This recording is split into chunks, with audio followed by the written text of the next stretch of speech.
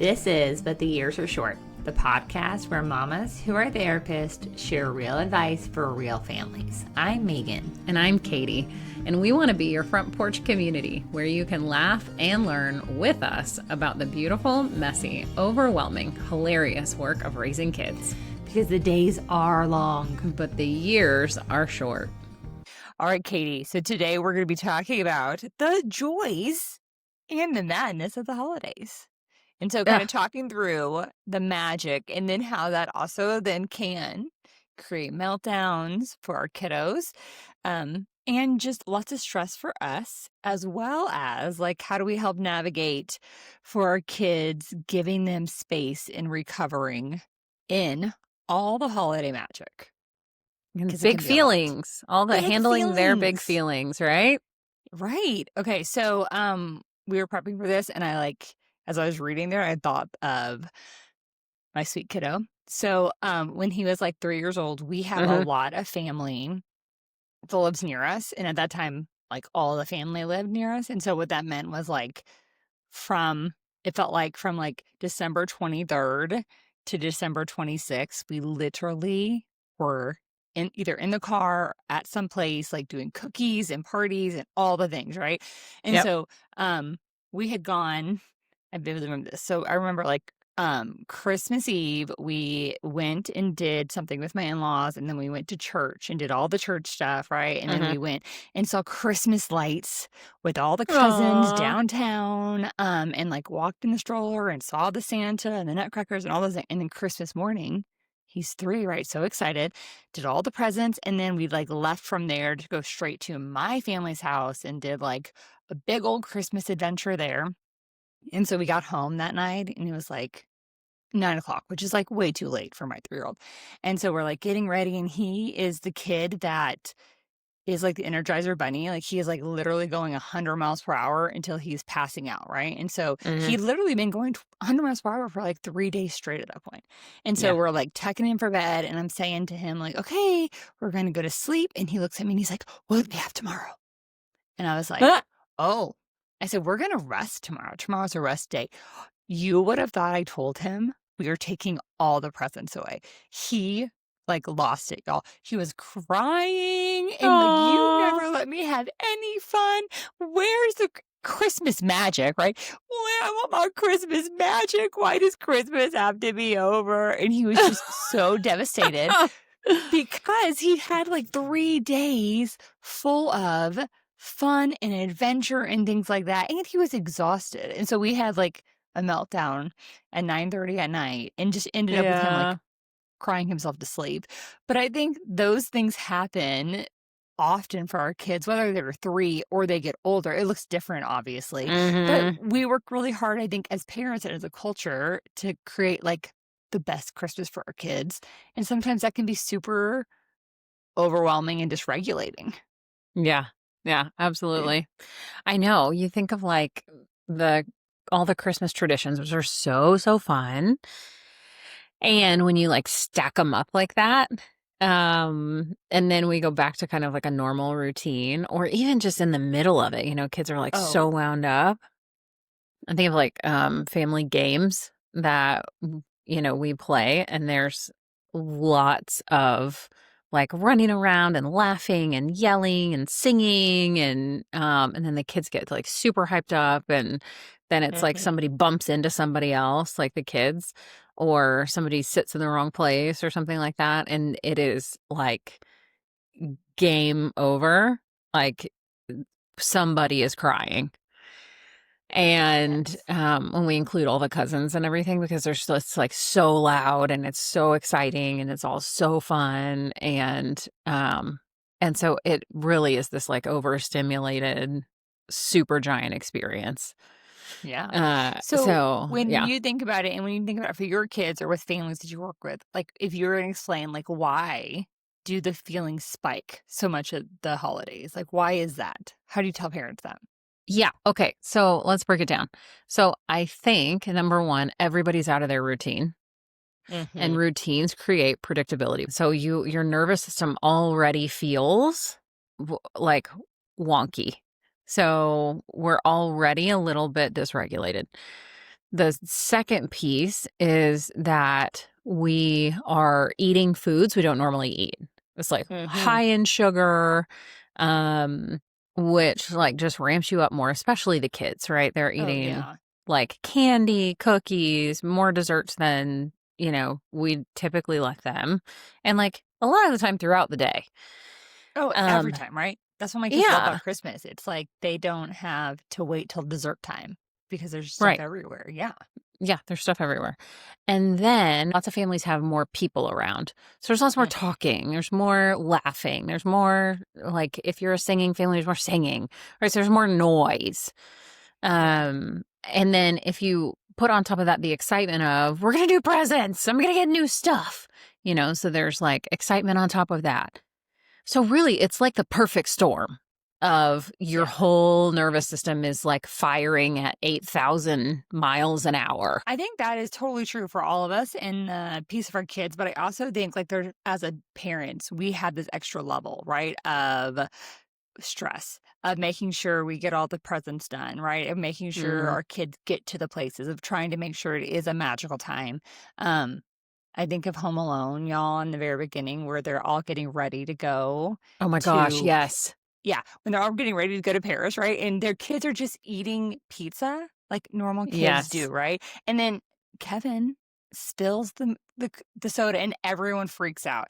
And I would say Yes. like typically like those are things that happen in all of our worlds, probably in my house a lot. But Yep. in the holiday season when there are aunts and uncles and cousins and grandparents around, I may respond a little differently than I would when we're just home doing the things because there is just so much for all of us. Yes. And everyone, it's like the stakes are higher because you're on a Yes.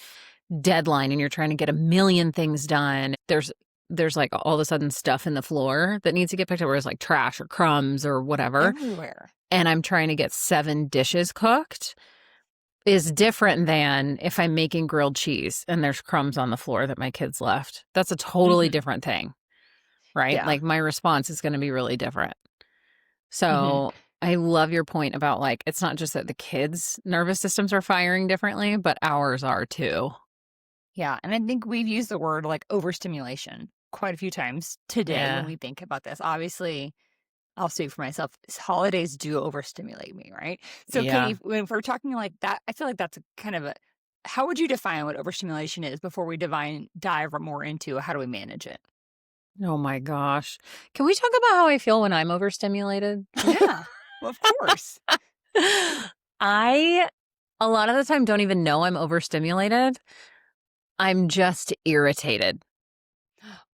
So I Oh, think tell me that this is, more. and the reason that I say that is because I think it's pretty common, Yeah. right? So all of a sudden, it's like I can hear the dishwasher and the dryer running, and there's too many things on the floor, and someone's touching me, and Mhm. um I can like smell both the candle and the dinner that's cooking, and someone is asking me a question. And I am like, oh my God, it has to stop all of it right now. Right now. Mhm. All of it right now.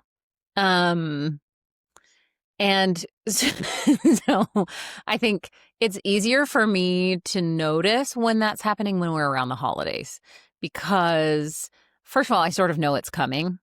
And Mhm. so if I'm like, if I prep well, I know the morning of that we're going to have a lot of events and a lot of people around.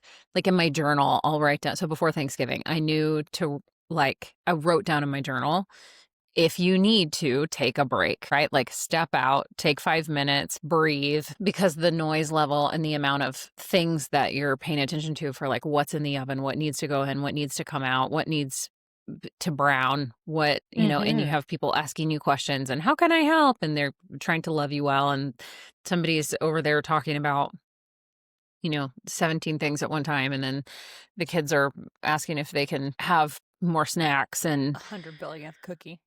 all that, right? Yeah.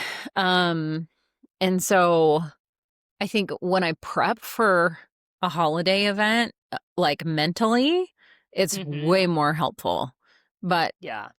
if I'm like in a normal day-to-day flow and all of a sudden I'm overstimulated, I typically notice it because I'm irritated all of a sudden at like a lot of things that don't make sense. Mhm. Does Yeah. that like track? That totally tracks. So I think like if we think about overstimulation, like we all have like this threshold, this typical level we live in when it comes to sensory input, when it comes to emotional bandwidth, when it comes to physical bandwidth, when it comes to all the things, right? And so when we talk about overstimulation, all we're saying is that we are outside of that level of bandwidth, right? And Mm-hmm. so thinking sensory is a huge piece of it. Lots of noise, lots of chaos, lots of things going on. And so the holidays is like literally set up for that. And that's not a Mm-hmm. problem, but I think that piece of like, how do we prep for it? How do we be aware of it? And how do we Mm-hmm. acknowledge it's happening is super important.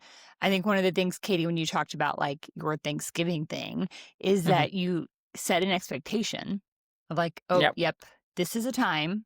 I know that I will be overstimulated. I know I'm going to be irritated or a potential to be irritated because I'm overstimulated.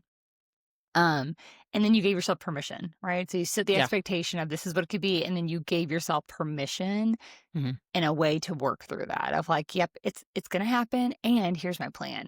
And I think those are two huge things for parents to be able to step into those hard things. Yeah, I think, okay, so you talk about bandwidth, right? Another Hmm. way that we talk about it is a window of tolerance, Yes.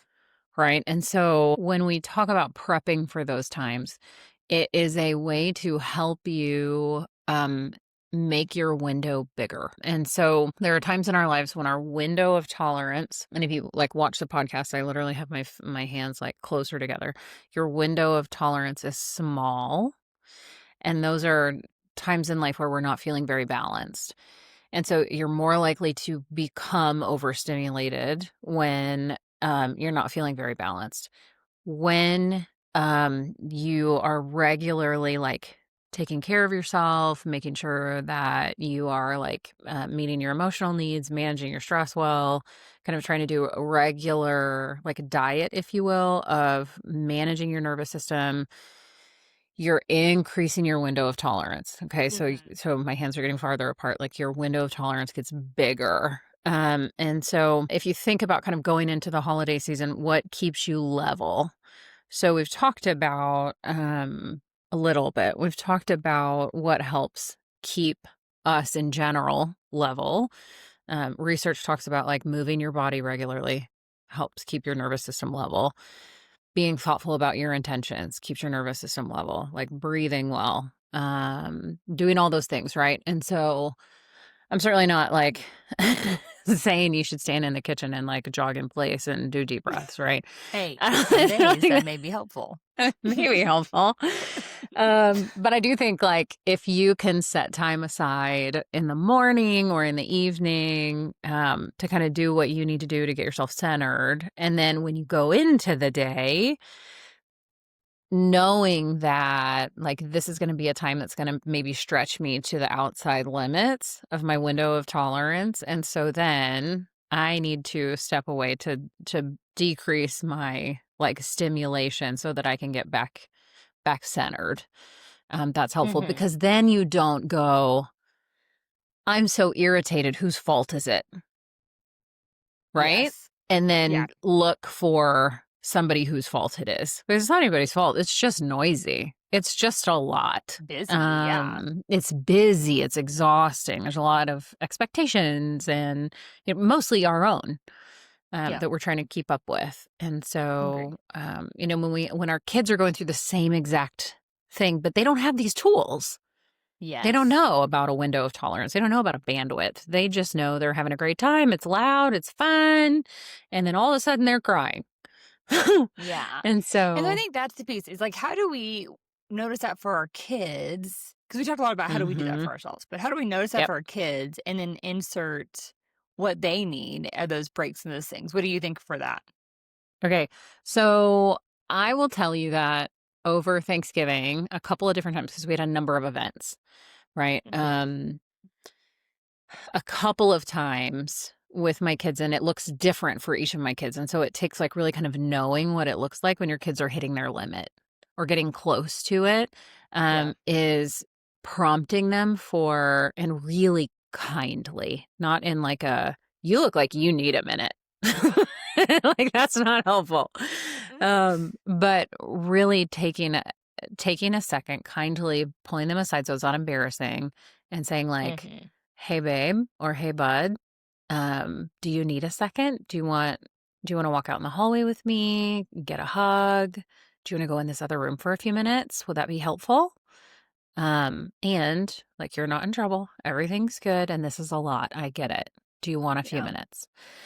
And I have found that to be wildly helpful, like super, super helpful. Because it helps them know that it's okay to take a break and then re-enter when they're ready. And the break is not to go play video games on your phone. The break is or to be like, punished. yeah, right. Yeah. Right. And it's the trick I find is to try to catch it before they are screaming at somebody or throwing punches or,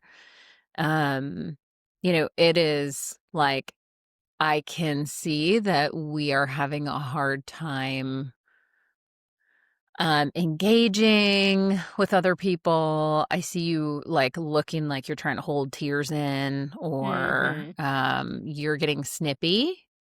And so, hey babe, come here. Or hey buddy, can you come with me for a minute? Right? Like just real subtly. I don't know. What's your strategy? No, I think that definitely is my strategy.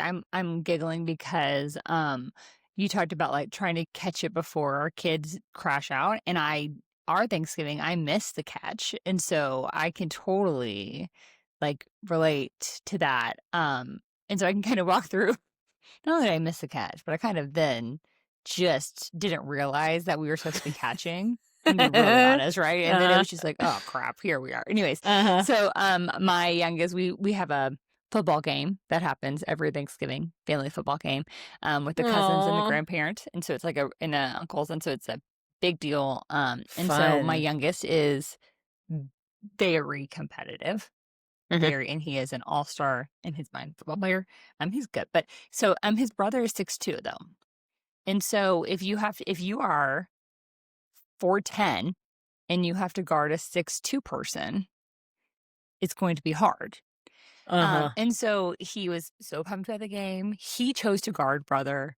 He got mad at brother, literally, I guess, like charged him and was like throwing punches. And so brother, being 6'2", just laid on top of him until until a grown up could come help because he didn't want to throw punches, right? But I don't know any of this. I'm in the house. And so all of a sudden everyone starts trucking in except for my youngest. And they're like, yeah, he's outside. He's angry. And so I go outside and I'm like, hey, and mind you, this is 5 minutes before we're going to eat. And it's 2:00 and he refused to eat anything all day because it loves Thanksgiving. It's his favorite meal the whole entire year. And so like in my head, I know he's hungry, but I don't acknowledge he's hungry. I know that he's super mad about the game, right? I can recognize that. And so I'm like, hey, we're going to go eat. Like, let's go inside. Let's wash our hands, wash our face, calm down. Finally got him to come inside, washed all the things. I said, okay, we're going to go eat now. And he's like, I'm not eating. I'm not going to be at the table with that human being. Speaking of his brother. Yeah. And so I'm like, okay. So this is Thanksgiving. Like your yaya spent all this time making the meal. Like you can choose to come sit at the table and just be a part of it. Or you can choose to sit on the couch if you're going to be grumpy and mean. He's like, I'm sitting on the couch. And I said, okay, fine. So he goes and sits at the couch and he's like, and mind you, is like, there's the table and then you can see the couch. And the whole time he's sitting there scowling. His arms crossed. Squishy face. The whole time. And then so we're eating and all, like he's like inching closer. And then he's like, at one point he's like hiding behind a wall that kind of separates. And then he like comes in and his grandma's like, Eli, I have a plate right next to you. And so he comes and sits by his grandmother and eats. And he's fine, right? But like if I was going to redo that situation. Yeah. I would have just worked on regulating him before I gave him any options. Of like, are you going to come sit at the table or sit at the couch, right? Because he was just so starving, angry, that he couldn't like manage. And he's stubborn, right? He's my child. He's stubborn. So he's just like, fine. To all of y'all, I don't care. Screw y'all. Yeah. Exactly. Screw all of you. I don't care. And so, I mean, I wish I would have paused and regulated him and Yeah. done the, okay, we're going to wash our hands. We can talk about it after. I can see you're upset. Let's breathe. Like all those things before he sat on the couch for 10 minutes and inch closer. Like he recovered. But you know what I mean? It's one of those things. Sometimes you don't know until you're like, Oh, what yeah. is happening here? Yeah. Yeah. 100%. No, I totally, totally get it. Mm-hmm. Where you're like, what is wrong with you? And Yeah. I don't endorse saying to your kid, what is wrong with you? But I think like internally sometimes we're like, what the crap is happening with you? Yes. Fine. Sit on the couch. That's how I I'm felt. gonna eat my turkey. I'm really Get, excited. I want it. yeah, Yeah. get over it. I have been helping cook for 3 hours. So fine. Sit over there. I don't care. Yes. Yeah. And then later we're like, huh, oops. Yeah. Could have done that a little differently. Yeah, right. And Yeah. so, okay, we all know that we can repair and we can do the things differently next time and all that. And so the holiday meltdown is so real. It is so real. So real. Yeah. So Okay. I think Go ahead. if we're going to talk about like how do we help manage the stress, what are some of the things that you feel like are super helpful for us as parents and to be aware for our kiddos? Okay. So, couple things. And I think, I don't want to be too cliche about some of this stuff because I think you could listen to a bunch of podcasts about like managing holiday stress. So I think the thing to note here is being authentic with yourself and what's important to you and what's important to your family.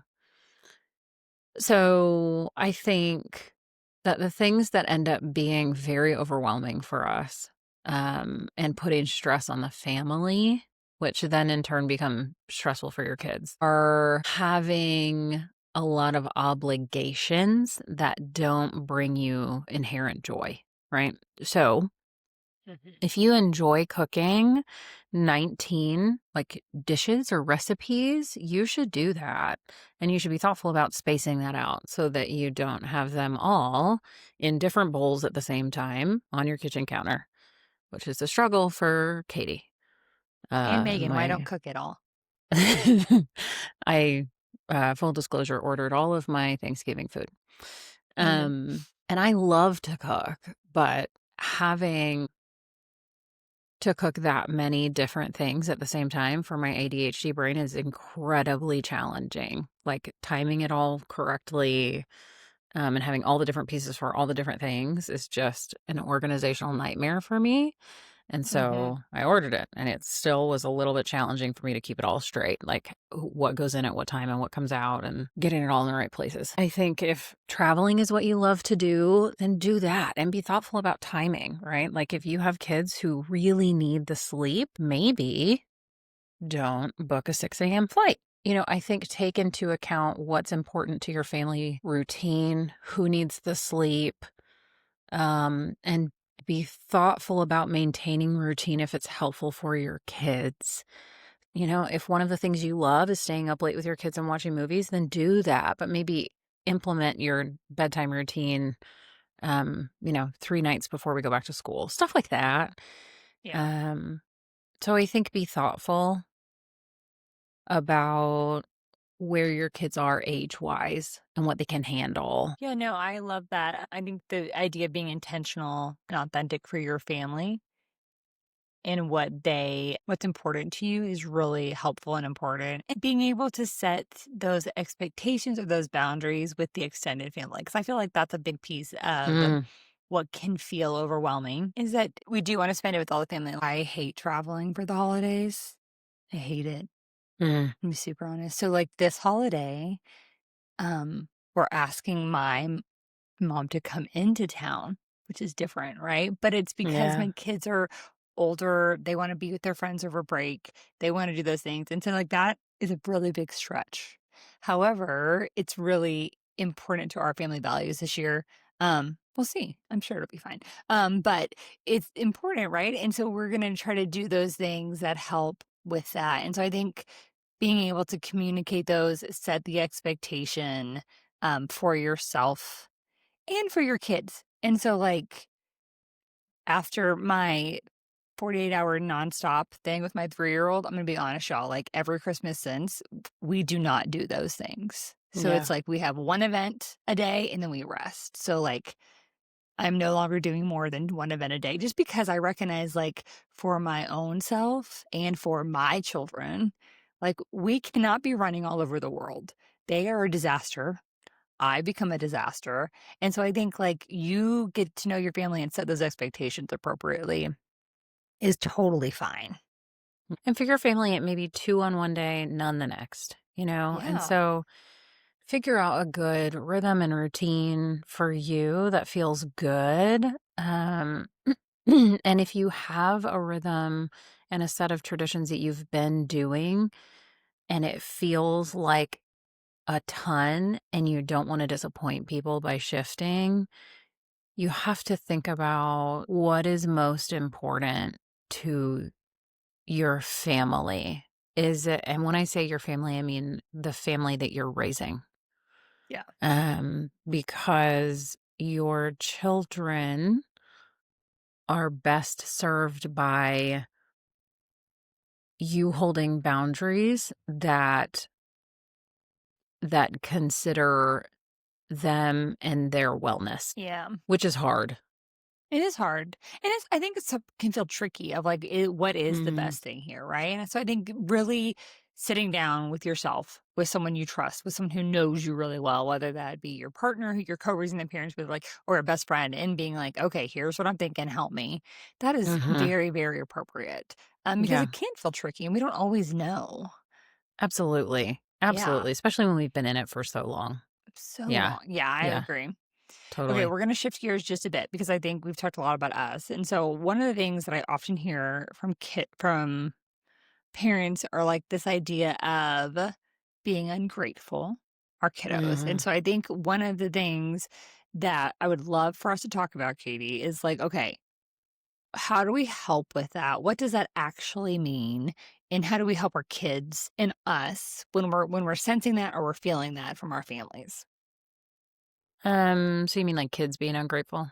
Yeah. So I think this is something that comes from the grown-ups, right? So when we are feeling taken advantage of, or like our kids are not thankful for what they have been given or provided for, right? And so this is tricky. And there's a thing that, so m- my hot take, which might Dun get dun dun. might get me canceled, um, is that our kids behave in the way that we teach them to behave.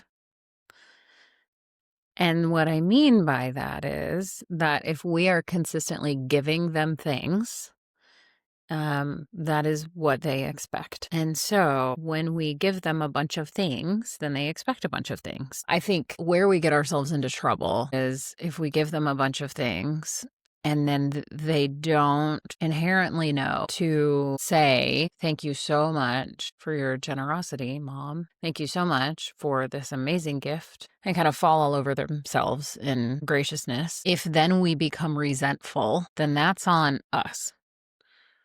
Um, and I think if I make that a little bit more clear, but it's our duty to train our kids to respond to us in the way that we think that people should respond to each other.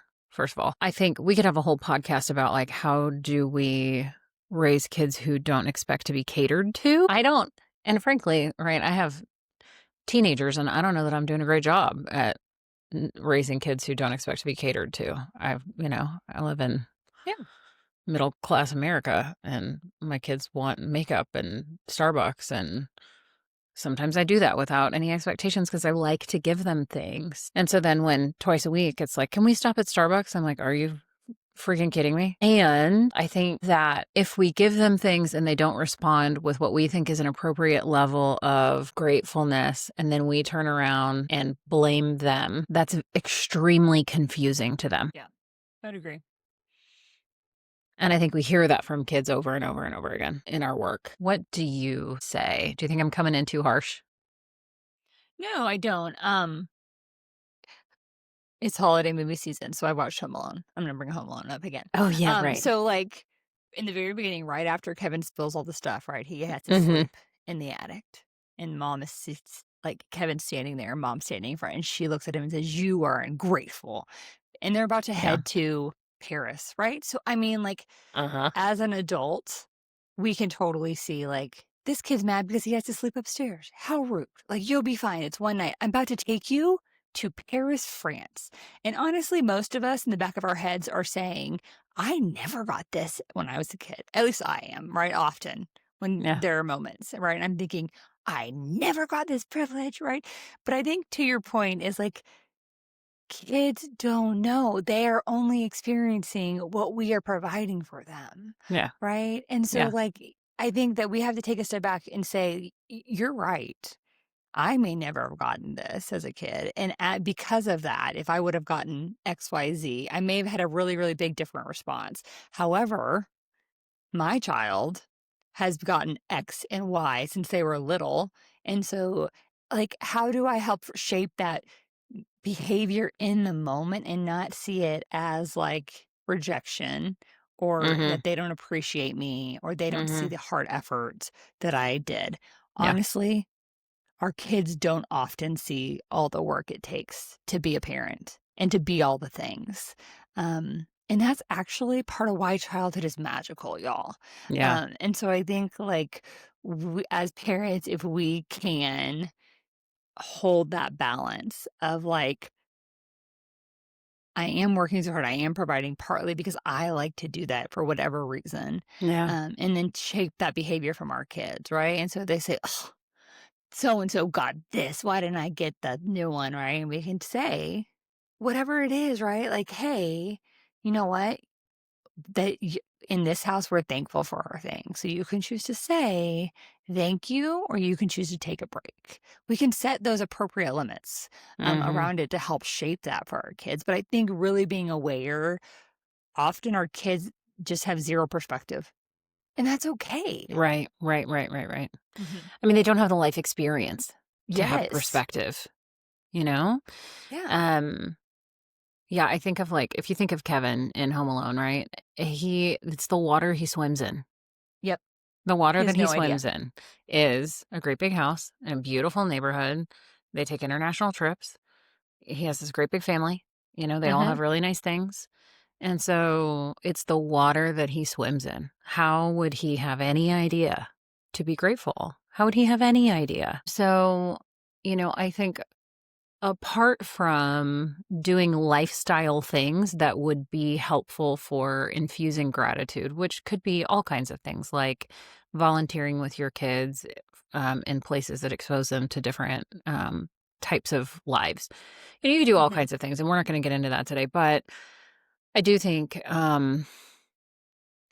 that when we apply any type of character trait to our kids that is negative, that is super damaging to them. And it's going to happen occasionally. And it's really important that you try and repair it. Right. Yeah. And so when we call them ungrateful or selfish or, things like that, these things get internalized, and it's confusing to them. They don't understand where that comes from because they're just living the life that you've You've provided for them. provided. And should they be thankful? Will they be thankful someday? We certainly hope so. Most of them will be. Megan, I had a similar moment. My daughter had a friend coming over and she was like, I'm kind of nervous.